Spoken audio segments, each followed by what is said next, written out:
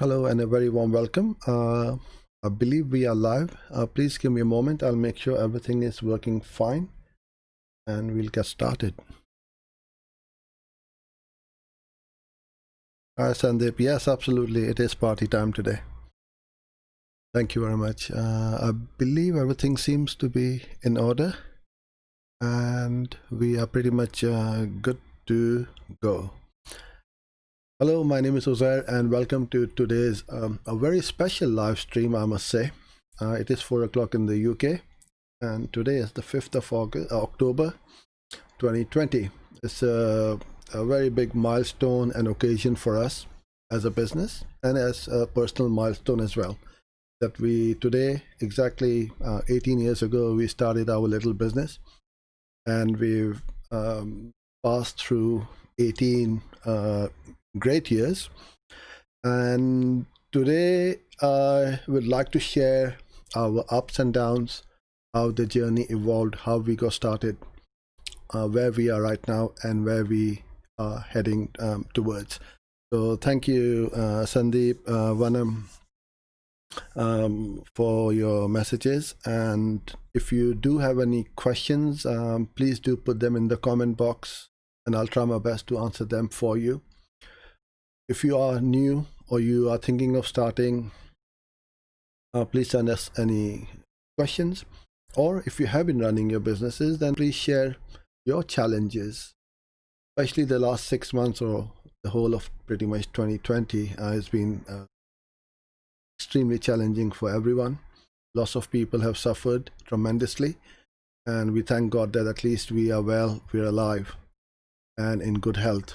So let's all pray for everybody to stay safe, and let's pray that this virus goes away so we can go back to our normal life sometime very soon. But in the meantime, if you are starting to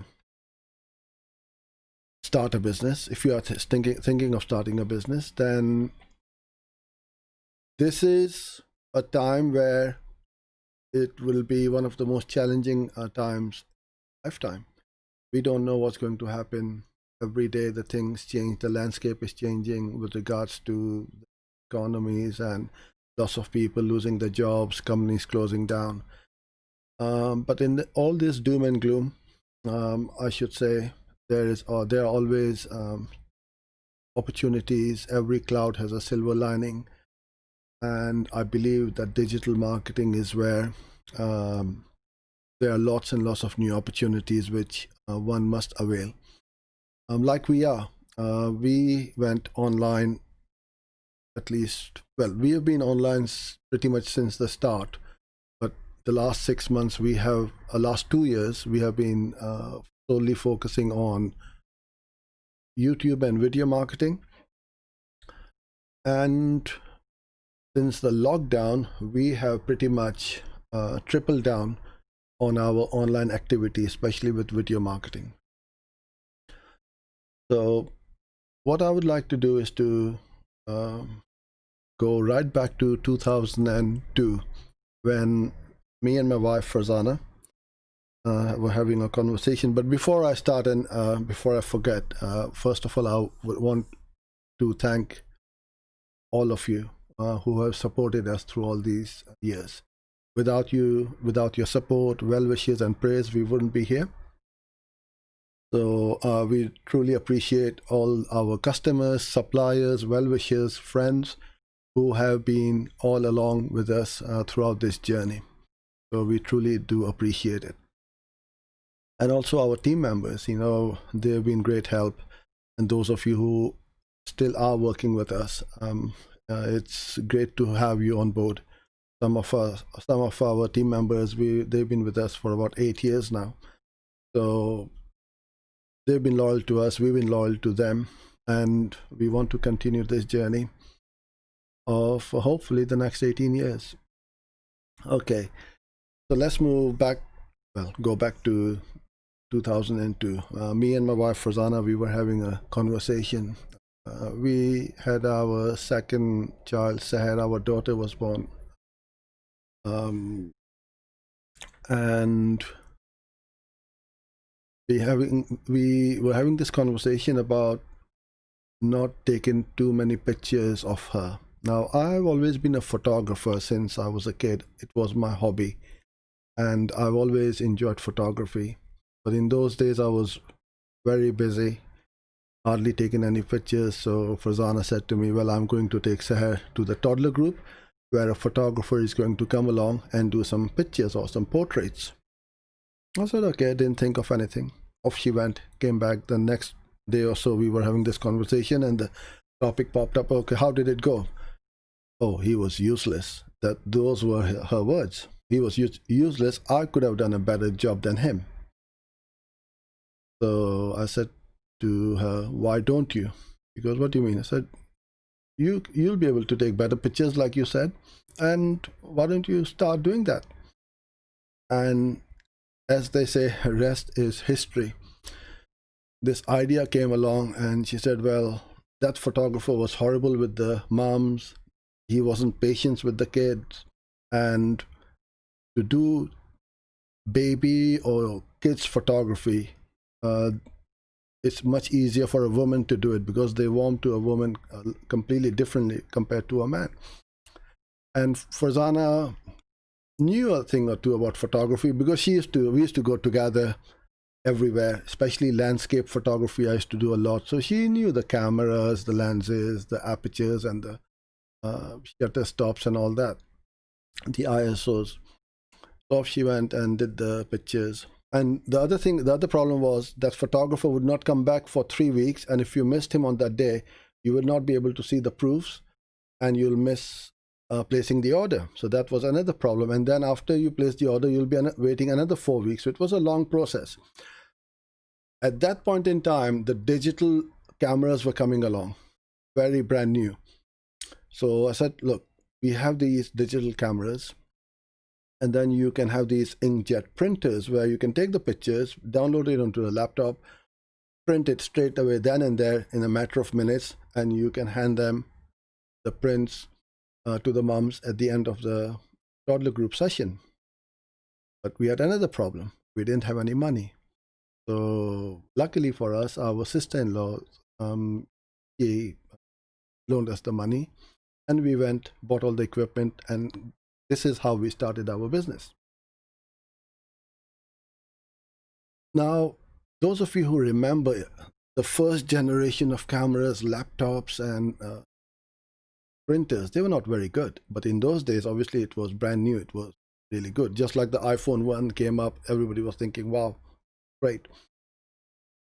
We got them, and she started doing these toddler groups, and from one to the other, everybody wanted her to come there, and they were thrilled at how quick these photos were being printed and they were taking away. And we had in our town center in Watford, we had a very big shopping mall. So she went to the bear factory in those days where they used to make teddy bears, and they used to stuff the teddy bears and make those stuffed teddy bears. And she said to them, look, this is what we have got. And they said, but how do you do this? Because nobody knew what digital on-site printing and everything was.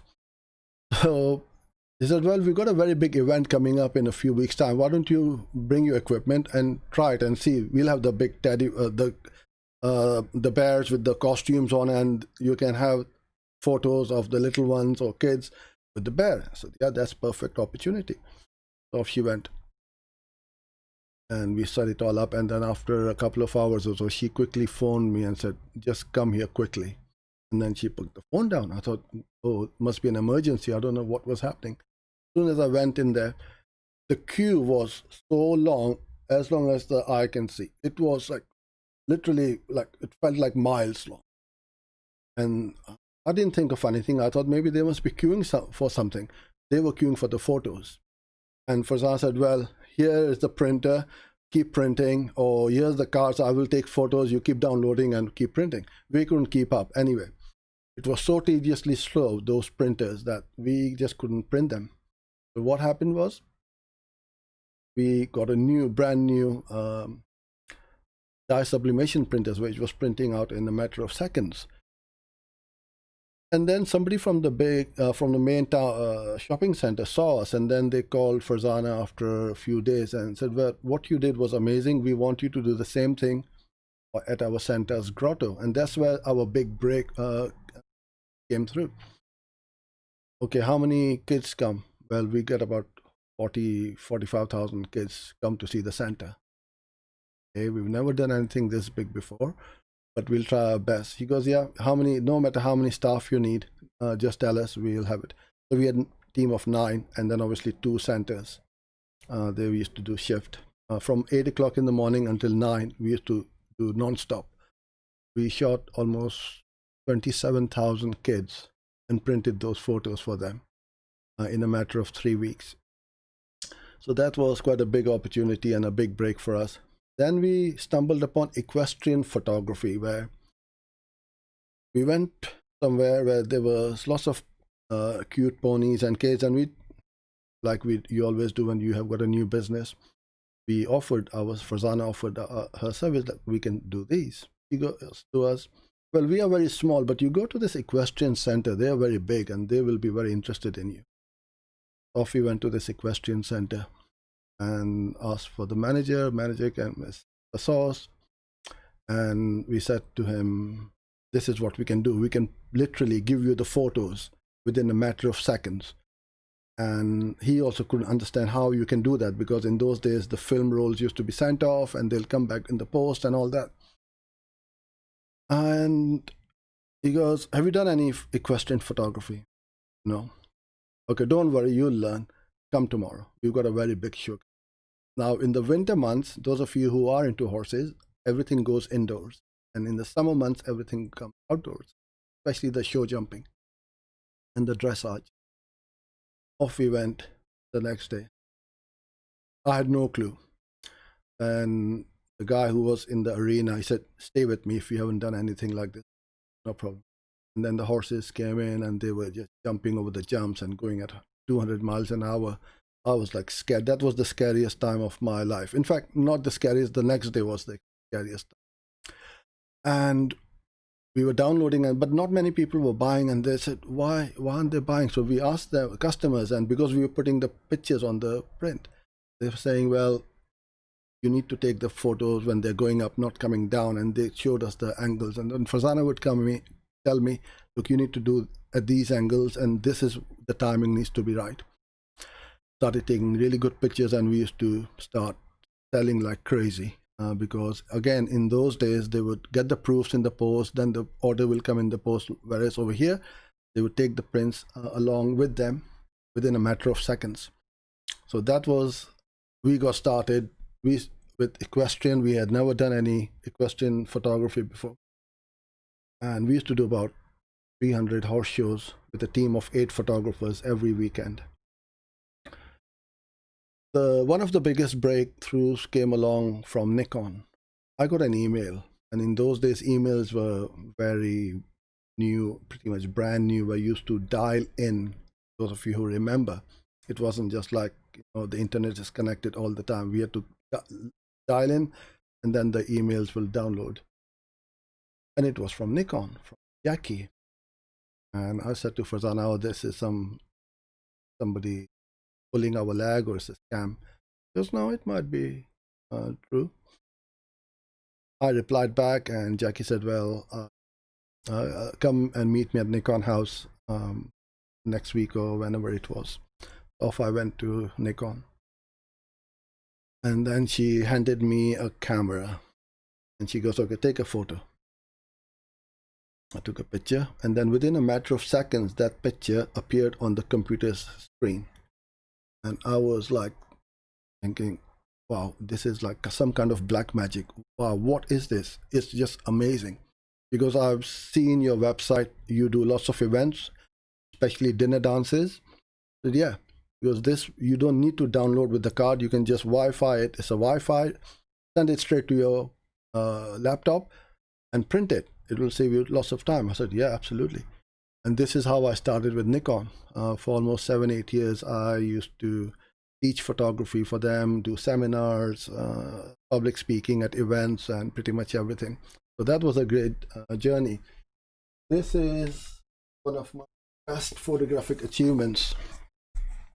And if you can see this, so this was the photo taken inside the London Eye, and the challenge was to go inside the London Eye, set up, shoot, pack up, all within a matter of 30 minutes. And I then entered this image in the competition in Europe's largest convention, and out of about 8,500 photographers, I got the first prize for one of the portrait photography categories. And here's my little award which I've kept. The other one, which was a very proud moment for us, was this award of excellence for the software we had created for our photography business, and we sold through online and in lots of different countries as well. And it was going very well. Then we ventured into social photography, weddings, and so on, until 2009, when the Lehman Brothers recession started. They crashed, and the whole world went into a recession.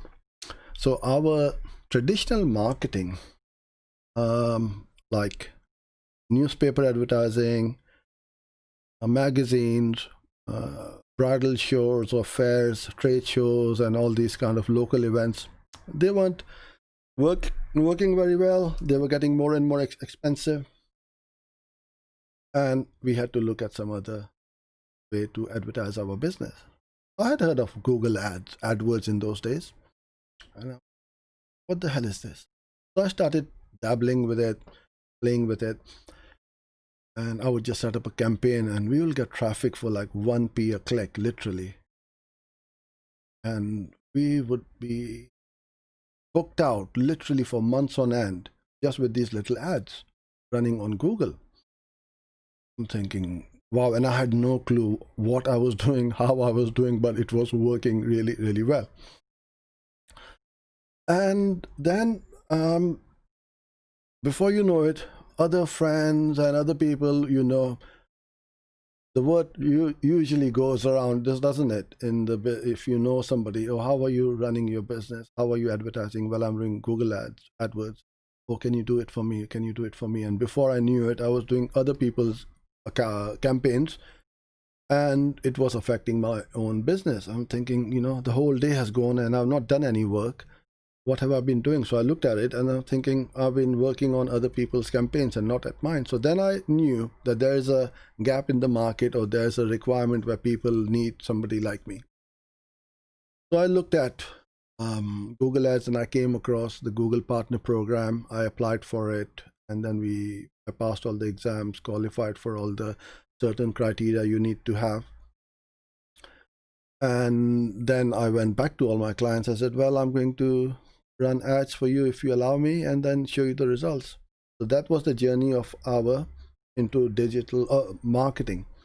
Now, with my photography background, I knew, and especially with my work with Nikon, that things are moving away from photography and into video, because all of a sudden the DSLRs had a video on it, and the mobile phones, the iPhone ones, or I think the later versions, started to have a video on the mobile phone. Why would you have that? And why would you have a video on a digital camera? So I knew something was coming along. And when I was presenting at seminars and workshops and teaching other people how to take photos and everything, I knew that they were going to be my competitor. And with all that recession going at the same time, people getting redundant, with the redundancy money, they'll buy a camera, a couple of lenses, set up a little website, and they're in business. And the photography market really crashed, because from a highly skilled profession, you can now become a photographer by attending a few seminars, learn a few things, and because the technologies was so easy, you can take half decent photos. So I knew this was coming along, and we made a decision to pivot completely. Now, this was one of the most hardest decisions, because photography was our bread and butter. To stop completely and start something new, either you're completely mad or you are very brave. I don't know what we were, but I think we definitely made the right decision, because here we are. And I know a lot of my photographer friends, they are struggling because the market is not there. People don't want to pay for good quality photography. Now, when you have Google Ads in your arsenal, you have photography and video. The only missing piece of the jigsaw was website. So one of our clients said to us, "You're doing our photos and our videos. Why don't you do our website?" And I looked at it and I'm thinking, yeah, we can, because one of the most important things for any website are high quality photos and videos. If we can do that, doing a great design or a half decent website is not a big problem. So then we started going into web design. And when you do have a website, you do need traffic.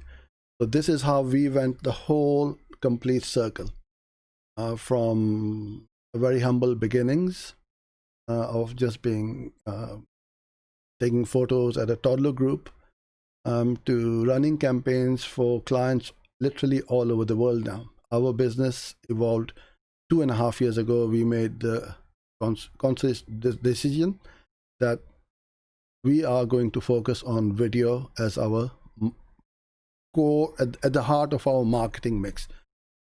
Everything starts from a video.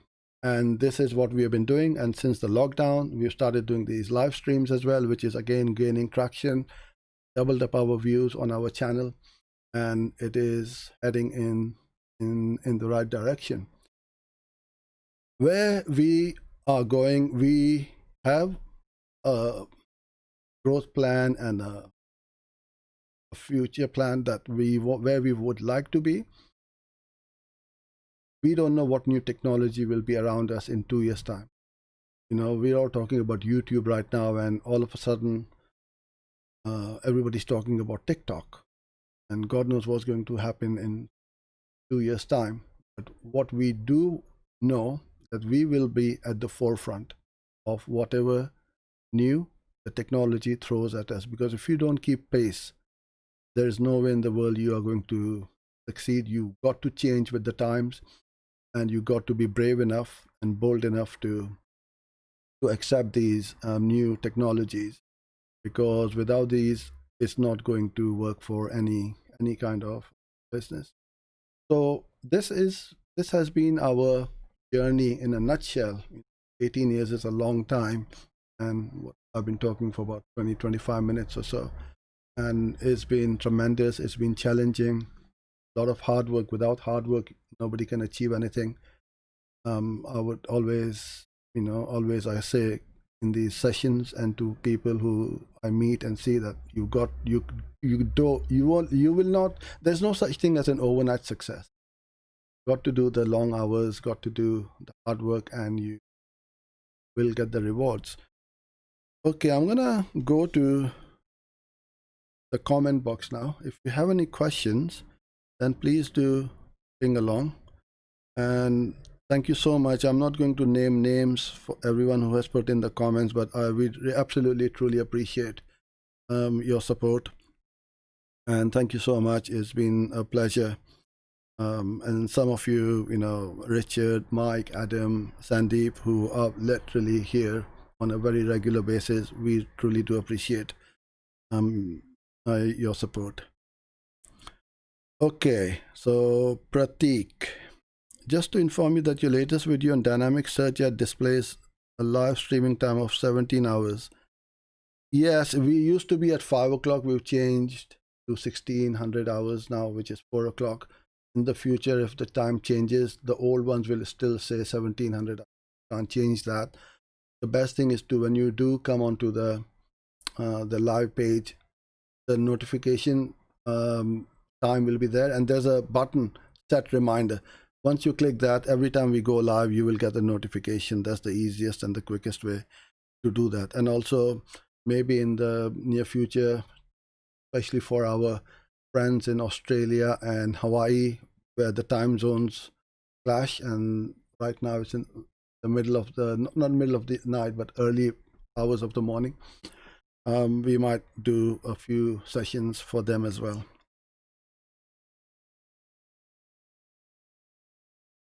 Okay, Pratik, I have a question today for real estate client. He has some properties listed on website for sale. So which leads will I target? Buyer lead or seller lead? Well, you can target, if you are looking for, you will have to run two different campaigns, that we buy any house.com or whatever. And then you have another campaign which is for those who are looking to buy. So you will have a buyer's campaign as well as a seller's campaign. Okay, Sandeep, one of person told me upsell are based on customer experience, but it will not be based on customers modality. What is the difference between?